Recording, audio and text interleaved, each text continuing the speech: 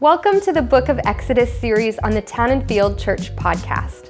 In this 40-day series, one of us at Town and Field will be taking a quick look at one of the chapters of Exodus and sharing some ideas around the text. To learn more about this reading plan and podcast, visit townandfield.ca/reading plans. Now enjoy today's episode. Hey guys, it's Ryan. Exodus 20. We are halfway through. Great job for reading with us so far and keeping up. I'm not gonna lie, I just wanna be really real with you guys. After Exodus 20, for the back half of the book, it gets a little bit more, how do we say it? I don't know. It can feel pretty boring, pretty dry. A lot of the exciting narratives happen. Now we're gonna get a lot of specific instructions, but I hope you'll stay strong. I hope you'll keep journeying with us because I think there's a lot of cool stuff to get out of that. Exodus 20's gotta by far be the most famous chapter of this book. It's where we have what people often call the 10 Commandments. And those are, don't have any false gods, don't have any fake gods, don't misuse God's name, keep the Sabbath, honor your mother and father, don't kill, don't steal, don't commit adultery, don't lie, don't covet. These 10 commands that show up here. And people often call them the 10 Commandments, like I said. They're often referred to as the Decalogue, which I prefer because I think the language of the 10 Commands, the 10 Commandments, gives us this idea that there were like 10. And I don't know if that's often maybe the most helpful way to look at that. And I actually want to draw your guys' mind to something I think a little bit bigger that's going on here.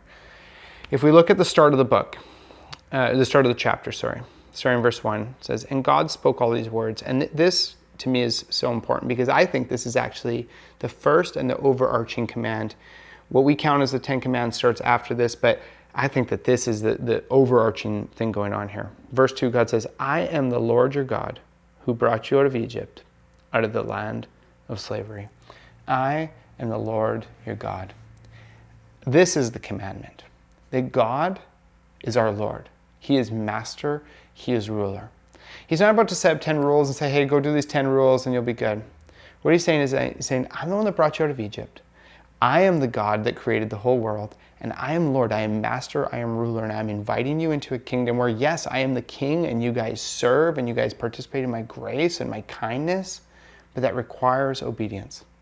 Then he goes on to give a list of these 10 things, this Decalogue, that does express his character. Yeah, in this kingdom, no killing, no adultery, no stealing.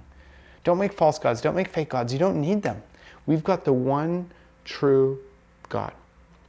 So as you approach Exodus 20, right in the middle of this book, understand that God isn't calling people into a list of rules and he's going to go into some stuff. And yeah, there are rules in the Bible, there are specifics, but they all flow out of this one central thought, that he is the Lord our God.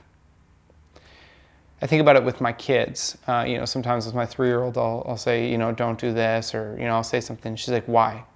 And part of me is thinking, like, I'm your dad. Like, I make the rules. Now, that's different because I'm flawed and I'm imperfect, but that really is what's going on here with God. He's saying, I've created everything. I'm the one that brought you out of Egypt. I am the Lord your God. So in keeping my commands, you are acknowledging my kingship, my power, my authority. You are worshiping me by keeping my commands. Obedience, doing the will of the Father, practicing his righteousness, participating in who he is, participating in his character, offering him obedience and faithfully following his law, his teaching, his commandments. Really, what it does is it worships him as the one who is the Lord our God. It puts us in a position of obedience to say, you are King, you are Lord, you are Master. And yes, of course we submit and we obey our King. So as you read Exodus 20 today, marvel at the fact that here is God, Lord our God. And he says, remember me. Remember, I'm the one that brought you out of Egypt. I don't know where your faith story is at. He'll say, remember, I'm the one that freed you of that addiction. I'm the one that made you a better dad. I'm the one that made you a kinder person. I'm the one that helped you be less stressed out about school. I'm the one who's given you the grace and patience you need to be a grandparent. I am the one who's helped you deal with these issues. I'm the one that reconciled that relationship that was broken. I am the one that did this. Remember me and trust me as Lord your God as you walk in obedience to my love, to my grace, to the gospel, to my commandments, and to my teachings today. For he is the Lord our God, and he is worthy of our devotion and our obedience. Okay.